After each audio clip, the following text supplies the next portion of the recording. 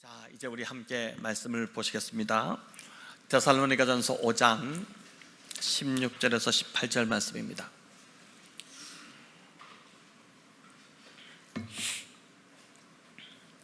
데살로니가전서 5장 16절에서 18절 우리 한 목소리로 세 절을 같이 읽도록 하겠습니다. 항상 기뻐하라, 쉬지 말고 기도하라, 범사에 감사하라. 이것이 그리스도 예수 안에서 너희를 향하신 하나님의 뜻이니라. 아멘. 네, 너무나도 유명한 그 본문의 말씀인데 이 구절을 가지고 기뻐하고 감사하고 기도하고 감사하라, 이 제목으로 은혜를 나누도록 하겠습니다. 여러분, 그리스도인에게는 이제 두 가지 신분증이 있다고 볼 수 있습니다. 하나는 이제 주민등록증입니다. 주민등록증은 대한민국 국적을 가진 국민이 대한민국 정부로부터 의무적으로 발급받게 되어 있는 그런 신분증입니다. 저와 여러분 아마 주민등록증을 다 가지고 있을 것입니다. 한국 사람이라는 것을, 대한민국 국민이라는 것을 증명하는 신분증입니다.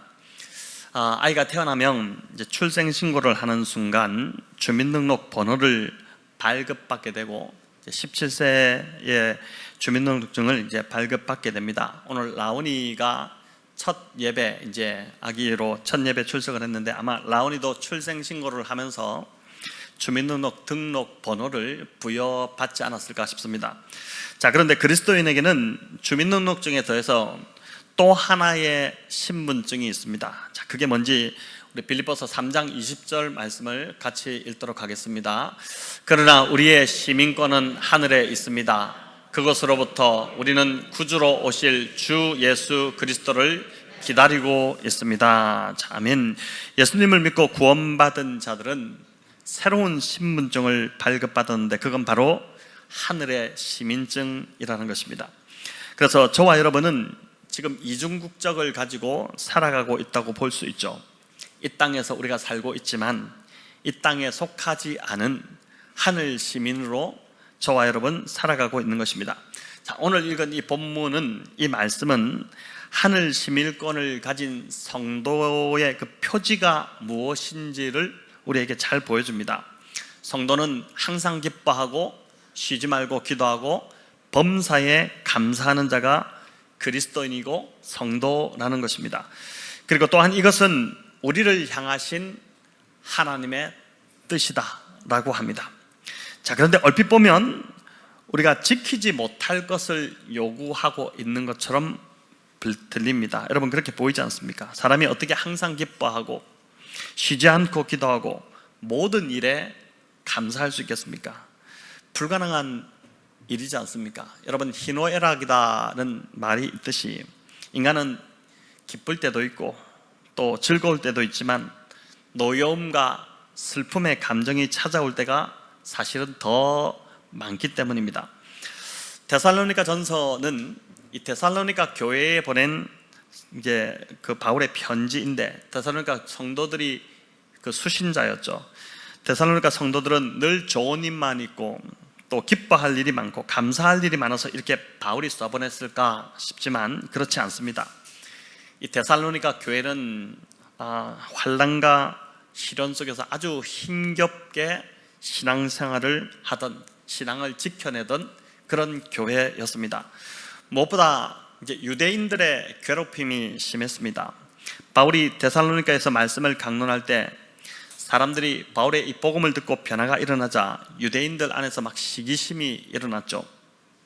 큰 무리가 바울에게 이제 몰려가고 또 바울이 들려주는 그 말씀을 들으면서 감동을 받으니까 그 꼴을 두고 볼 수가 없었던 것입니다. 그 중에는 적지 않은 헬라의 귀부인들도 있었다라고 합니다. 여러분, 이 헬라의 귀부인들은 데살로니가 그 도시에 살던 높은 관직에 있던 사람들의 아마 아내들이었겠죠. 사람이 시기 질투가 심하면 없는 말을 지어내기 시작합니다. 상대를 죽이기 위해 온갖 음해를 다 하는 것입니다. 그렇게 불량배들을 동원해서 바울을 잡으려고 했지만 바울은 무사히 그 밤에 이제 데살로니가를 빠져나오게 되죠. 자, 이렇게 바울만 사라지면 이 데살로니가 도시가 좀 조용해질 줄 알았는데 웬걸 바울이 전했던 그 말씀을 들었던 자들이 데살로니가에 교회를 세우기 시작했고 사람들이 모여서 뜨겁게 예배드리기 시작한 것입니다. 그러니 유대인들이 볼 때 너무 기가 막힌 일이 일어났고 이걸 가만둘 수가 없었던 것이죠. 온갖 말을 다 지어내서 교회를 음해하고 이 데살로니가 성도들을 괴롭혔을 것이 불보듯 뻔한 것입니다. 자, 그런데 그뿐 아니라 이 데살로니가 성도들은 데살로니가전서 1장에 보면 이전에 우상을 섬기고 황제를 숭배하던 자들이었다라고 합니다. 그런데 예수님을 구주로 믿으면서 말씀을 듣고 예수님을 구주로 고백하고 모셔드리면서 그 모든 것을 다 버렸습니다. 여러분, 유교가 강한 그 집안에서 예수님을 믿고 교회로 나오신 분들이 겪는 어려움이 있습니다. 제사 문제입니다. 절을 하지 않으니 근본도 모르는 자식이라고 핍박을 받습니다. 황제 숭배에 물들었던 이 데살로니가는 이 교회는 더 심했을 것입니다. 그걸 다 버리고 황제를 섬기던 것, 또 우상을 섬기던 것을 다 버리고 예수님을 믿었으니 그 사회에서 얼마나 핍박을 받았겠습니까? 1세기 당시 황제 숭배를 거부하다가 일자리를 잃기도 하고 또 가진 재산을 박탈당하는 사례들이 참 많았습니다.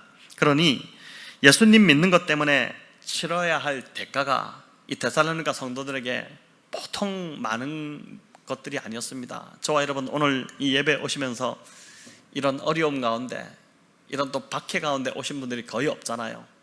이 1세기 데살로니가 교회 안에 참 정말 예배 한 번 드리기가 너무나도 힘든, 그리고 그 평상시에 일상의 삶을 살아가기가 너무 어려운, 너무 많은 핍박 속에서, 너무 많은 그 미움과 그런 눈빛 속에서 살아갔던 것입니다. 여러분, 이렇게 살아가는 데살로니가 성도들에게 바울은 항상 기뻐하고 쉬지 말고 기도하고 범사에 감사하라고 명령합니다. 지킬 수 없는 너무 무리한 요구를 하는 게 아닐까요? 여러분, 이 세 가지는 데살로니가 교회 성도들뿐만 아니라 또한 우리를 향한 하나님의 뜻이기도 합니다. 자, 그럼 어떻게 하면 항상 기뻐하고 쉬지 말고 기도하고 범사에 감사할 수 있을까요? 또 그렇게 하는 것이 우리에게 어떤 유익이 되는 것일까요? 우리 하나씩 좀 살펴보도록 하겠습니다. 자, 첫 번째가 항상 기뻐하라입니다. 항상 기뻐하라. 여러분, 기뻐할 상황에서 기뻐하는 것은 누구나 다 할 수 있는 일입니다. 자녀가 성적이 올라 장학금을 탔다든지, 또 남편이 승진하여 월급이 올랐다든지, 병이 이제 치료되었다든지 하면 당연히 기뻐할 것입니다. 이웃에게도 알리고 싶고 함께 기뻐해달라고 그렇게 바라기도 하겠죠. 하지만 이 데살로니가 교회의 상황은 그렇지 못했습니다. 유대인들에게 미움을 사고 핍박으로 고통의 나날을 보내며 웃을 일이 없는 이 데살로니가 성도들을 향해서 바울이 항상 기뻐하라 그렇게 요구를 했다면, 여러분, 그 기쁨은 환경이나 처지, 상황에 따른 기쁨이 아닌 것이 분명합니다. 좋은 일이 생기고 계획한 일이 잘 되고 결과가 좋아서 생기는 기쁨이 아닌 것입니다. 자, 그럼 바울이 말한 이 기쁨은 어떤 기쁨이었을까요? 여러분, 구약에 하박국이라는 선지자가 있죠. 그가 이런 고백을 합니다. 우리 같이 한번 읽어보겠습니다. 비록 무화과 나무가 무성하지 못하며 포도나무에 열매가 없으며 감람나무에 소출이 없으며 밭에 먹을 것이 없으며 우리의 양이 없으며 외양간에 소가 없을지라도 나는 여호와로 말미암아 즐거워하며 나의 구원의 하나님으로 말미암아 기뻐하리로다. 여러분, 하박국의 고백을 보니까 없고의 연속입니다. 포도나무 열매도 없고 감람나무 소출도 없고 밭에 먹을 것도 없고 우리의 양도 없고 외양간에 소도 없습니다. 다 없어요. 여러분, 이게 뭐가 기쁠까요? 이 정도 되면 화가 나고 분노가 치밀지 않겠습니까? 아무것도 없는데, 심지어 먹을 것조차도 없는데 먹을 게 떨어지면 얼마나 마음이 힘듭니까? 근데 어떻게 마음이 편하겠습니까? 그런데 이런 상황에서 하박국 선지자가 보니까 즐거워하고 기뻐합니다. 그의 기쁨의 이유는 여기 고백하는 대로 오직 하나 하나님입니다. 그가 여호와 하나님으로 말미암아 즐거워하고 구원의 하나님 때문에 기뻐하고 있습니다. 여러분, 하박국의 이 고백은 저와 여러분에게 귀한 통찰을 가져다 줍니다. 성도는 환경과 상황과 처지로 인해 기뻐하는 자가 아니라 하나님 한 분으로 인해 기뻐하는 자가 바로 성도라는 것입니다. 세상 사람들은 상황이 나아지고 환경이 좋아지고 형편이 바뀌면 기뻐합니다. 그런데 이것이 기쁨의 이유가 된다면 사실 1년 12달 365일 동안 기뻐할 날보다 분노하고 눈물 흘릴 날이 저와 여러분 더 많지 않겠습니까? 세상은 너무 불합리하고 이해되지 않는 일들이 너무 많이 일어나고 있고, 또 미국에 지난주에 일어났던 그 일들을 보면은 너무 참 부당하고 이해할 수 없는 그런 일들이 이제 세상에 그런 일들이 자꾸 일어나고 있기 때문입니다. 하지만 하나님을 만나고 하나님의 사랑을 경험하게 되면 상황이나 형편과 상관없이 기뻐하게 된다는 것입니다. 하나님이 나를 사랑하셔서 예수님을 보내주셨고, 예수님으로 인해 내 죄가 용서받고 구원받았고 하나님의 자녀가 되었다는 그 믿음이 우리 안에 분명한 확신이 생기면 기쁨이 처지와 상황과 형편에 관계없이 기쁨이 우리 안에 샘솟게 된다는 것이죠. 여러분, 찬송가의 작사자로 유명한 화니 크로스비를 잘 아실 것입니다. 그녀가 오빠의 실수로 생후 6개월이 되던 때 눈이 그만 실명이 돼버립니다. 근데 더 참 안타까운 것은 생후 1년 1살 정도 됐을 때 그의 전적인 보호자였던 그 아버지마저 세상을 뜨게 됩니다. 여러분, 얼마나 세상이 원통하고 슬펐겠습니까? 그녀에게 무슨 즐거움과 기쁨이 있었을까요? 하지만 그녀가 그렇게 맹인으로 자라게 되는데 예수님을 만난 후 감사와 기쁨이 충만한 삶으로 그가 바뀌게 됩니다. 맹인으로 95년의 생애를 살았지만 여러분, 그녀가 작사한 찬송시가 무려 6,000곡이 넘습니다. 600곡도 아니고 6,000곡이 넘는 거예요. 여러분, 우리가 다 잘 아는 찬송, 우리가 평소에 다 부르는 찬송인데, 인애하신 구세주여, 또 예수를 나의 구주 삼고 나의 갈 길 다 가도록 나의 영원하신 기업 주의 음성을 내가 들으니, 얼마나 은혜가 되는 그 가사들입니까? 이 가사들을, 이 주옥 같은 사랑받는 찬송의 가사들을 누가 썼느냐? 95년간 맹인으로 살았던, 난지 6개월 만에 세상을 보지 못하는 빛을 잃어버렸던 그 여인 화니 크로스비가 이 모든 찬송가들을 만들었다는 것입니다. 여러분, 왜 그럴 수 있었습니까? 그가 환경과 상황을 떠나 예수 그리스도를 구주로 영접하는 순간 그녀 안에 빛이 임했기 때문에, 그 기쁨의 빛이 평생 그녀를 이끌어갔기 때문에 그런 작품들을 남길 수 있었다는 것이죠. 여러분, 데살로니가 교회 성도들도 마찬가지입니다. 핍박과 고난 속에서 그들이 얼마나 힘들었을까요? 그런데 바울이 들려준 그 복음의 말씀을 통해서 그들이 하나님의 사랑을 알아버렸고, 그리고 예수님을 만났기 때문에 기뻐할 수밖에 없었습니다. 상황은 너무나도 좋지 않게 돌아가고 있지만은 그들 안에 빼앗길 수 없는 기쁨이 그들의 삶을 지배하고 있었다는 것입니다. 여러분, 이런 기쁨은 우리의 삶을 굉장히 행복하게 만듭니다. 행복에 3S가 있다고 합니다. 행복에 3가지 S가 있는데 한번 보여주시면, 스마일 있고, 또 say yes가 있고, serve another가 있습니다. 여러분, 웃고 또 yes라고 늘 말하고 늘 no라고 하는 사람들, 습관이 되는 분들이 있습니다. 안 된다, 그건 안 된다, 그건 안 됩니다, 이렇게 하는, 불행하다는 것이죠. 행복하게 되는 이 3가지가 바로 이거. 그리고 또 나만 챙기는 것이 아니라 서로를 섬길 때 우리는 정말 행복해진다는 것입니다. 여러분, 사람은 나이 들수록 보니까 표정이 참 중요한 것 같습니다. 예쁜 얼굴도 한때입니다. 미모를 자랑하지 마시기 바랍니다.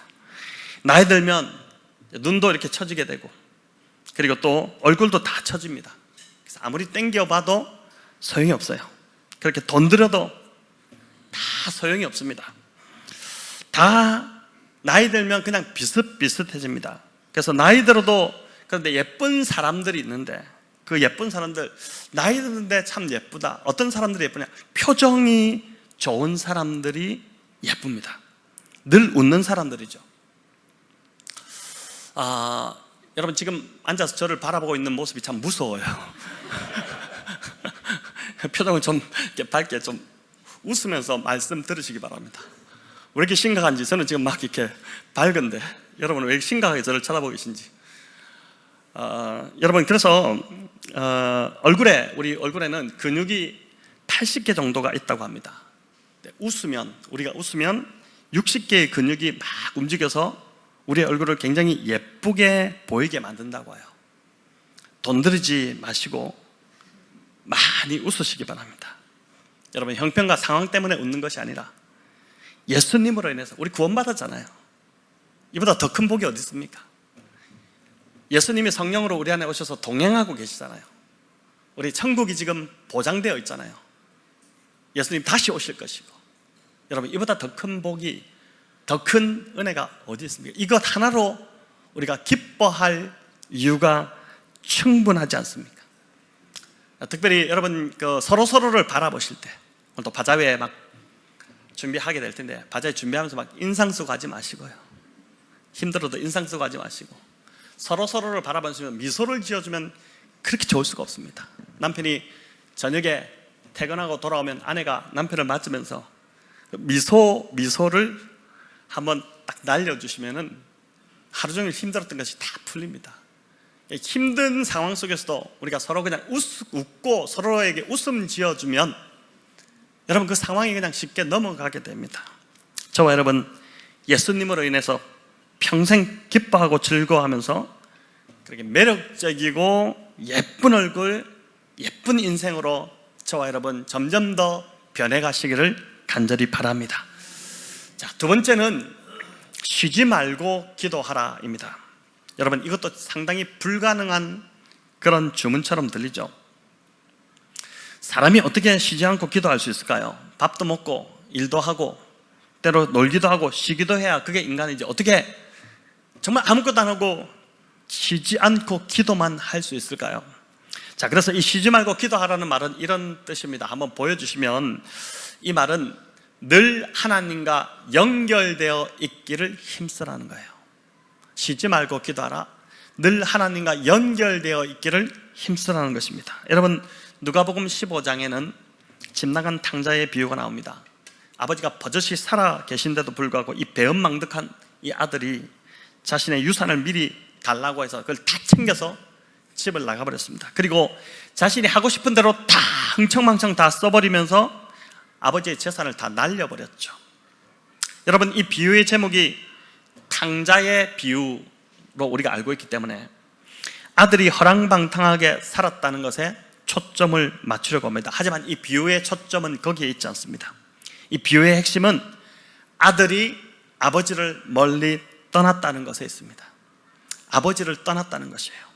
아버지를 멀리 떠난 결과 아들은 가진 재산이 다 고갈되어 버렸고 먹고 살 길이 막연해서 남의 집에 종이 되어서 돼지를 치는 그 비참한 삶으로 떨어져 버렸습니다. 이 탕자는 아버지 하나님을 떠난 인생들의 그 비참함을 대표적으로 상징적으로 보여주고 있다고 할 수 있습니다. 여러분 쉬지 말고 기도하라는 말은 하나님 아버지를 떠나지 말라는 말입니다.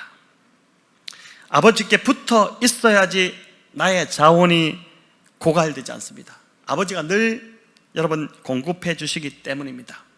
저희 집 아이들 두 딸이 전화가 옵니다. 왜 전화가 올까요?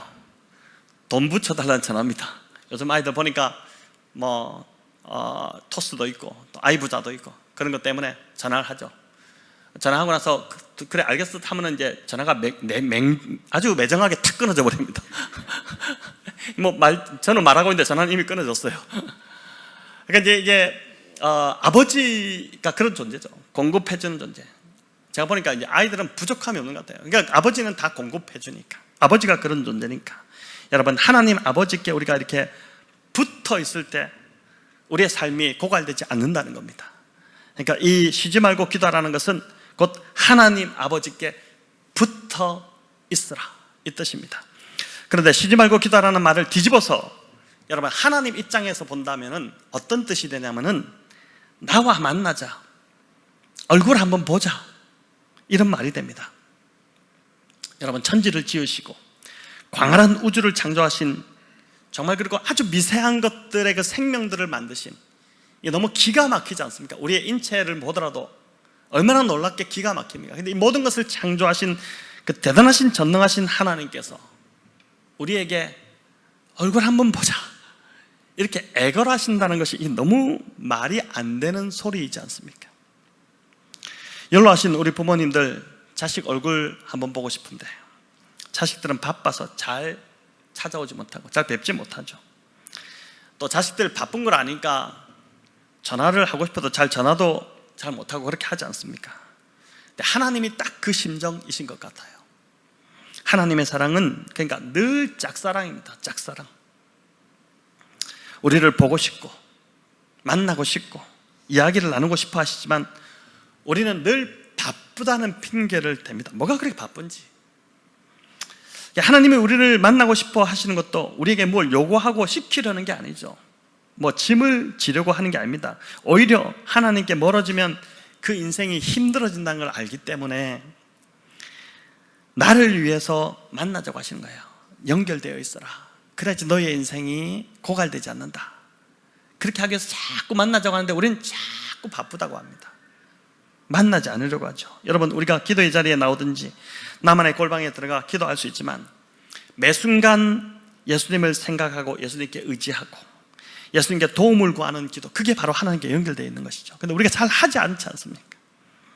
또 주님과 의논하고 주님께 묻고 주님께 듣고 그런 교제의 시간을 우리가 가질 수 있습니다. 그게 연결되는 것입니다. 이것이 바로 쉬지 말고 기도하는 것입니다. 여러분, 기도를 우리가 그렇게 배웠잖아요. 기도는 영적인 호흡이고 기도는 하나님과 대화다. 너무 쉬운 말인데 우리가 그렇게 배웠잖아요.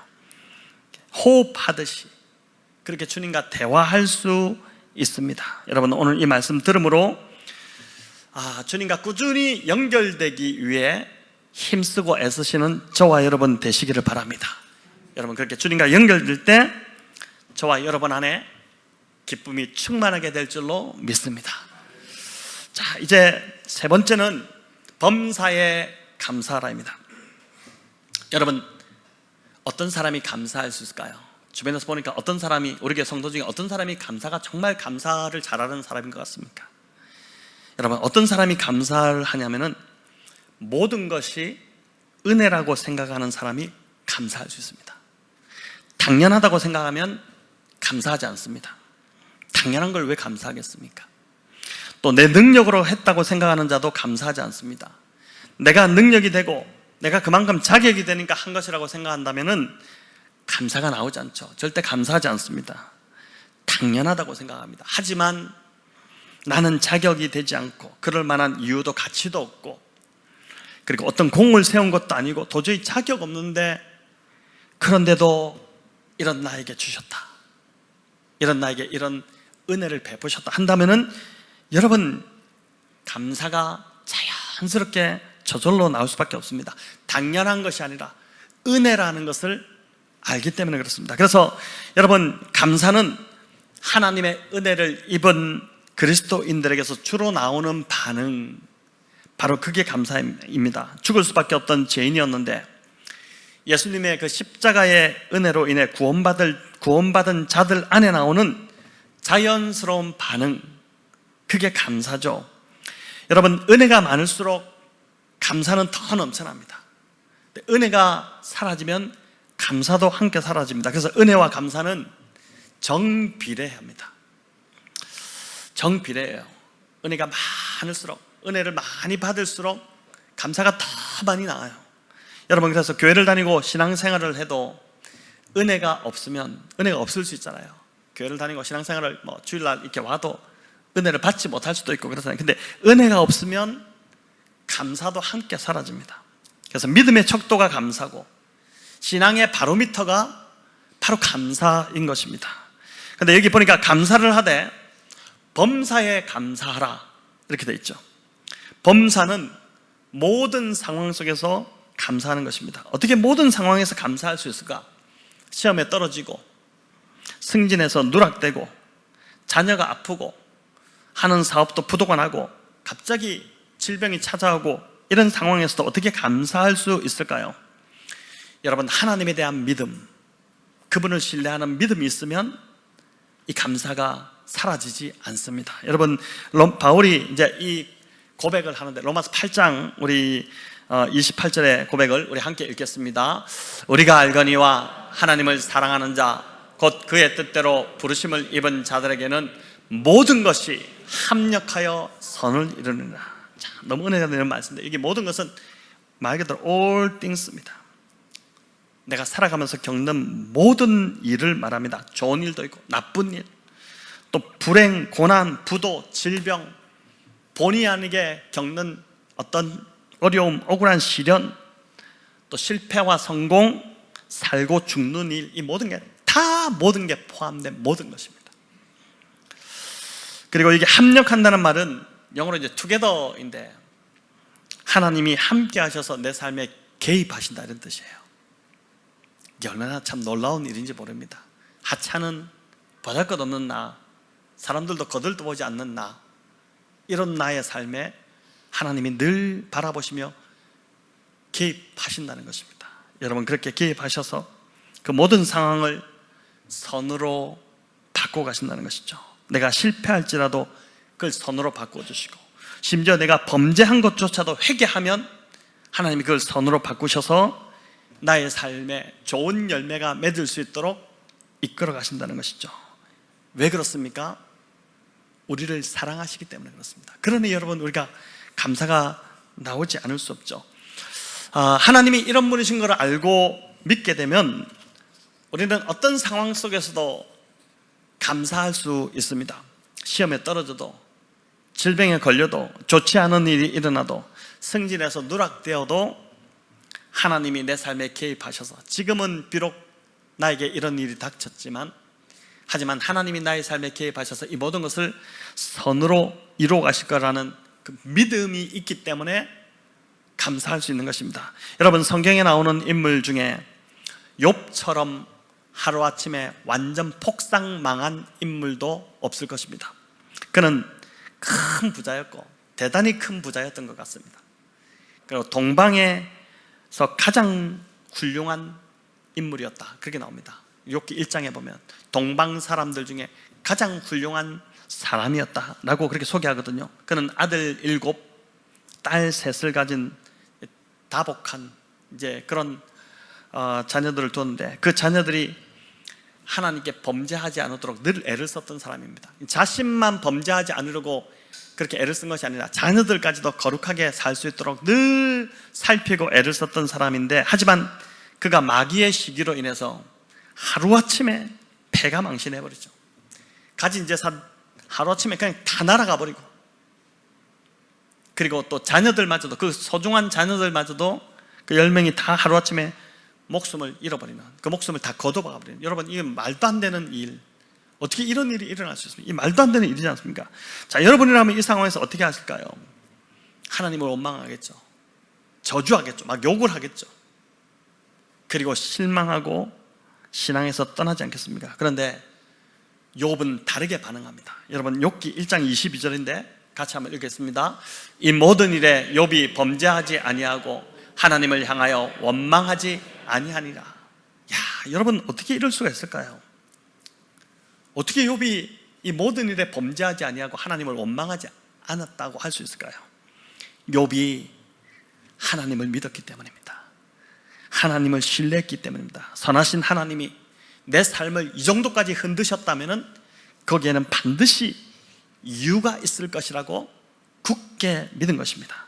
끝까지 하나님에 대한 신뢰를 잃지 않고 하나님의 그 주권을 인정해 드린 것입니다. 여러분, 오히려 욥은 이 상황에서 하나님을 찬양합니다.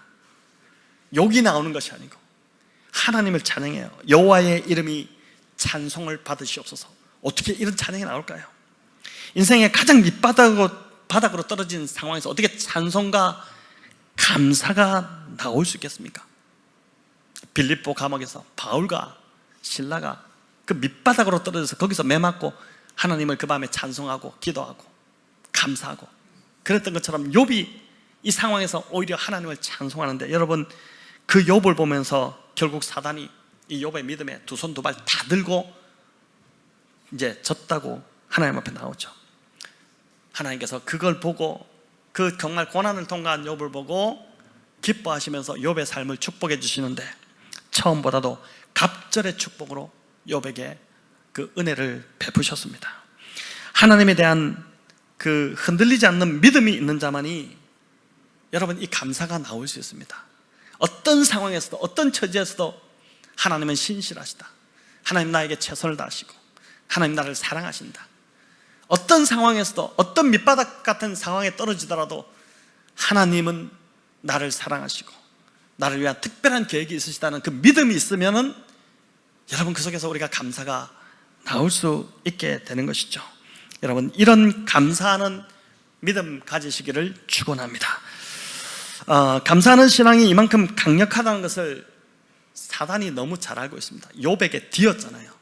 욥을 통해서 사단이 절실하게 깨달았잖아요. 이야, 감사하는 믿음, 이건 진짜 제일 무섭구나, 이걸 알았기 때문입니다. 그래서 사단은 끊임없이 성도들로 하여금 감사 대신에 불평하고 원망하게 만듭니다. 불평하게 하고 자꾸 원망하게 해요. 감사하면은 자기가 진다는 걸 알기 때문에. 그래서 하나님의 뜻은 항상 기뻐하고 쉬지 말고 기도하고 범사에 감사하는 것인데, 사단의 뜻은 이렇습니다. 한번 보여주시기 바랍니다. 자, 읽어볼까요? 항상 낙심하라, 쉬지 말고 원망하라, 범사에 불평하라, 이것이 너희를 향한 사탄의 뜻이니라. 딱 내 모습이라는 생각이 안 듭니까? 항상, 그거 한번 띄워봐주세요. 항상 낙심하고 있고, 자주 낙심하죠. 쉬지 말고 원망하고 있고, 범사의 모든 것 다 불평이고, 이게 하나님의 뜻이 아니라 사탄의 뜻이라는 거예요. 여러분 우리가 하나님의 뜻을 행해야 될 하나님의 자녀들인데 오히려 사탄의 뜻에 순종하고 있으니 이게 얼마나 참 이상한 일입니까? 여러분 내가 지금 이렇다면 회개하고 돌이키셔야 합니다. 똑같은 상황에서도 감사하는 자가 있고 불평하는 자가 있습니다. 똑같은 상황을 맞았어요. 근데 한 사람은 감사하고 한 사람은 불평해요.